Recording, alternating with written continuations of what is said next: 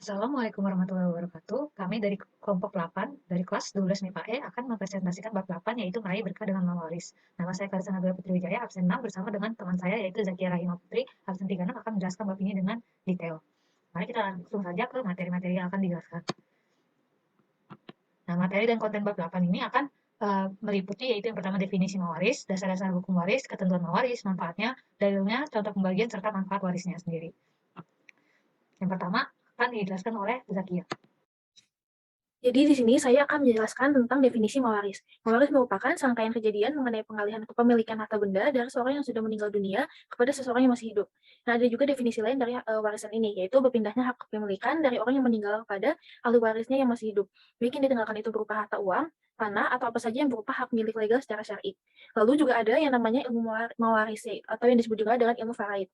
Nah, itu ilmu yang membicarakan tentang segala sesuatu yang berhubungan dengan harta warisan, yang mencakup masalah-masalah orang yang berhak menerima warisan, bagian masing-masing, dan cara melaksanakan pembagiannya, serta hal-hal lain berkaitan dengan ketiga masalah tersebut.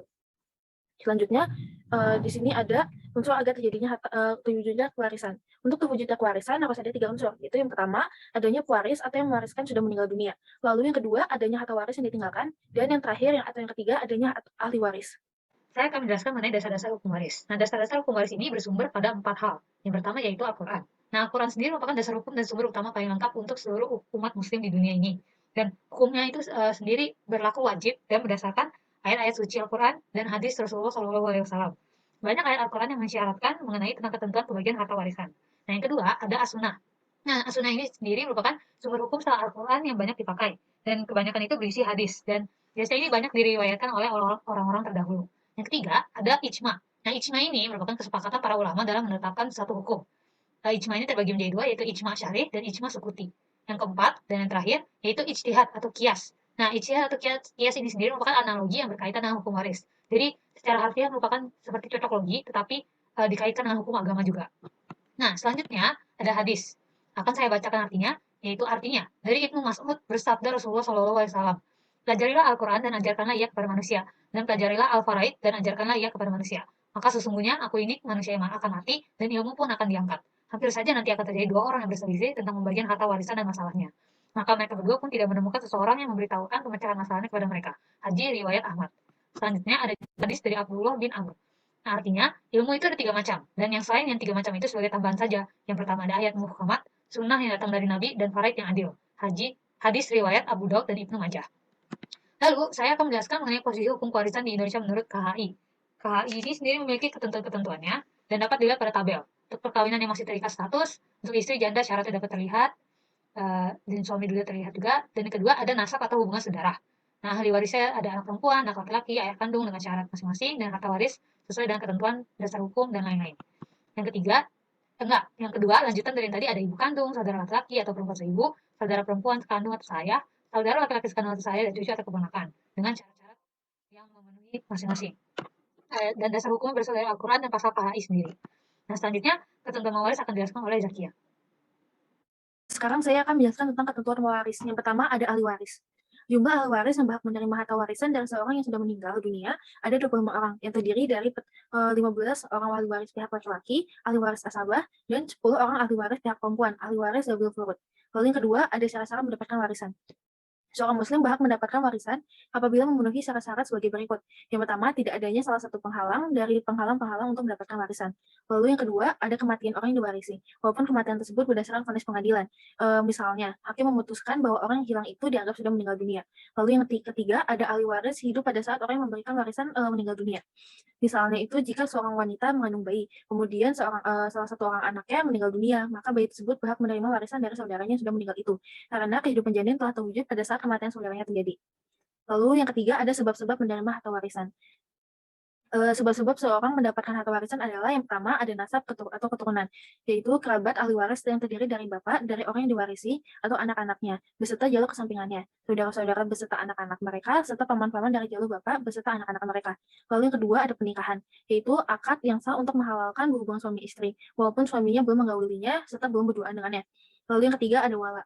Wala yaitu seorang yang memerdekakan budak laki-laki atau budak wanita. Jika budak yang dimerdekakan meninggal dunia sedang ia tidak meninggalkan ahli waris, maka hartanya diwarisi oleh yang memerdekakannya itu. Lalu yang keempat, ada sebab-sebab tidak mendapatkan harta warisan. Nah, yang pertama sebab-sebab yang menghalangi ahli waris menerima bagian warisannya itu pertama ada kekafiran. Kerabat yang muslim tidak dapat mewarisi kerabat yang kafir, dan orang yang kafir tidak dapat mewarisi kerabat yang muslim. Lalu yang kedua ada pembunuhan. Jika pembunuhan dilakukan dengan sengaja, maka pembunuh tersebut tidak bisa mewarisi yang dibunuhnya. Lalu yang ketiga ada perbudakan. Perbudakan yaitu seorang yang budak tidak dapat mewarisi atau diwarisi, baik budak secara utuh ataupun sebagiannya. Lalu yang keempat ada perzinahan.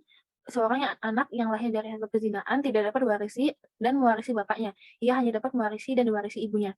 Lalu yang terakhir ada li'an, yaitu anak suami istri yang melakukan li'an tidak dapat mewarisi dan diwarisi bapak yang tidak mengakuinya sebagai anaknya. Hal ini dikiaskan dengan anak hasil perzinahan. Nah, di berikut ini ada hadis penyebab seseorang tidak mendapatkan warisan. Yang pertama tadi pembunuhan.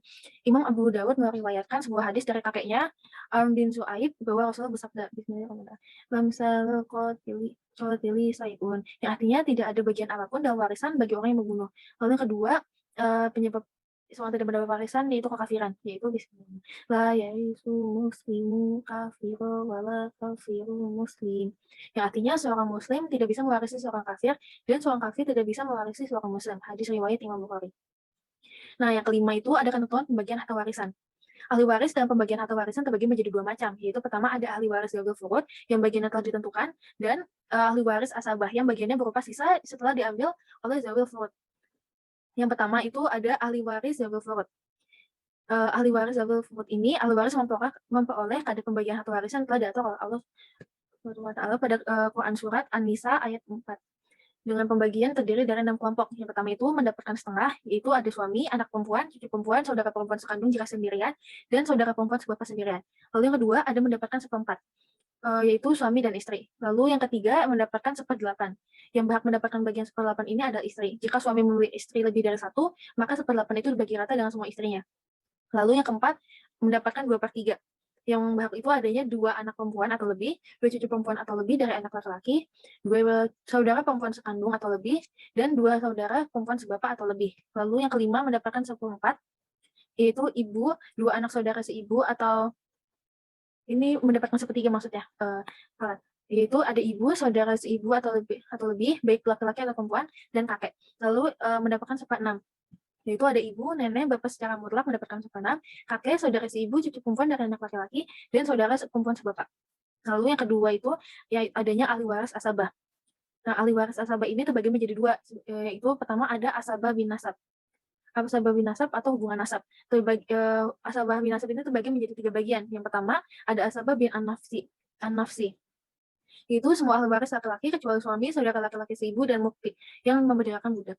Yang dikelompokkan menjadi 4 arah. Yang pertama ada arah anak yang mencakup seluruh anak laki-laki keturunan anak laki-laki, mulai cucu, cicit, dan seterusnya. Lalu yang kedua ada arah bapak yang mencakup ayah, dari ayah, kakek, dan seterusnya dari pihak laki-laki. Misalnya ayah dari bapak, ayah dari kakek, dan seterusnya. Lalu yang ketiga ada arah saudara laki-laki. Yang mencakup saudara laki-laki seayah termasuk keturunan mereka, namun hanya yang laki-laki saja. Adapun saudara laki-laki seibu tidak termasuk karena termasuk ashabul furud.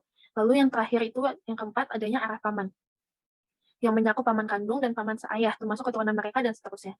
Lalu yang kedua ada ashabah bil goyer. Ahli waris ashabah bil goyer ini ada 4, semuanya itu dari kelompok wanita. Yang pertama ada anak perempuan anak perempuan bisa menjadi asabah bila bersama dengan saudara laki-lakinya. Lalu yang kedua, cucu perempuan keturunan anak laki-laki. Bisa menjadi asabah bila bersama saudara laki-lakinya atau anak laki-laki pamannya, baik yang sederajat dengannya ataupun yang lebih di bawahnya. Lalu yang ketiga, ada saudara kandung perempuan. Akan menjadi asabah bila bersama dengan saudara kandung laki-laki. Dan yang terakhir, saudara perempuan seayah yang menjadi asabah bila bersama dengan saudara laki-laki. Lalu yang ketiga, ada asabah ma'al-goyer.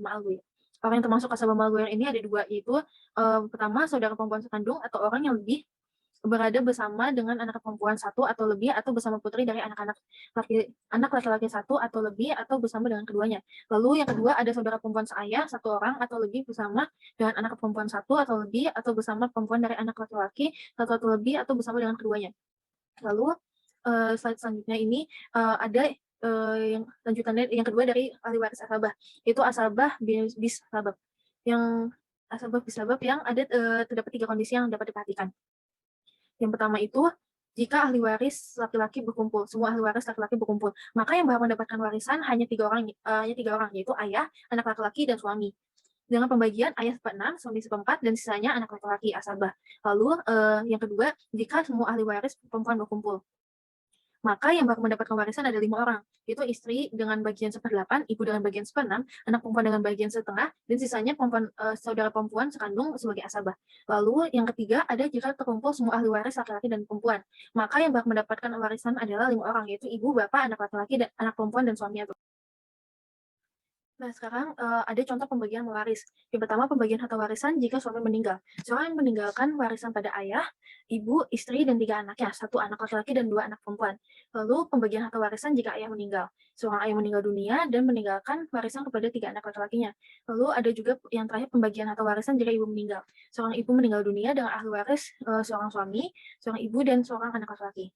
Nah, selanjutnya di sini ada dalil nakli tentang mewaris yang dari Quran surat An-Nisa ayat 7, yang artinya, bagi laki-laki ada hak bagian dari harta peninggalan kedua orang tua dan kerabatnya, dan bagi perempuan ada hak bagian pula dari harta peninggalan kedua orang tua dan kerabatnya, baik sedikit atau banyak menurut bagian yang telah ditetapkan.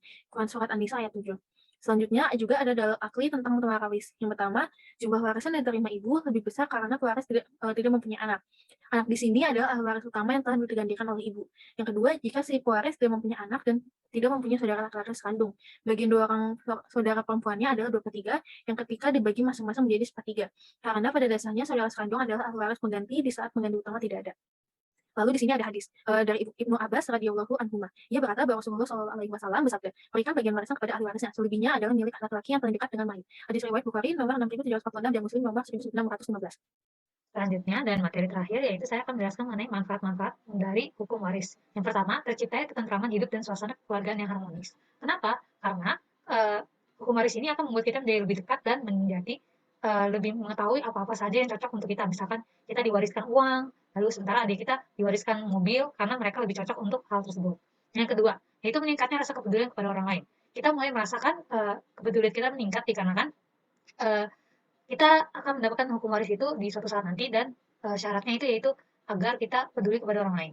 Yang ketiga, melatih diri kita untuk selalu menjaga amanah. Kenapa? Karena hukum waris itu sendiri merupakan amanah yang diberikan orang tua ataupun orang-orang yang terdahulu kepada kita. Dan misalkan saya diberikan warisan berupa uang dan saya itu berarti merupakan amanah bagi saya untuk menjaga uang tersebut dan digunakan dengan baik. Yang keempat itu menjadi wadah untuk introspeksi diri.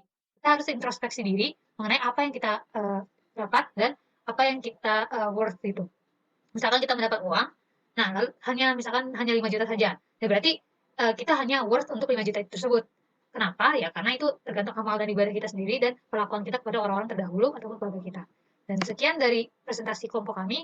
Semoga dapat mengerti apa yang dimaksud dengan hukum waris dan ketentuan, pengertian, definisi, dan hadis-hadis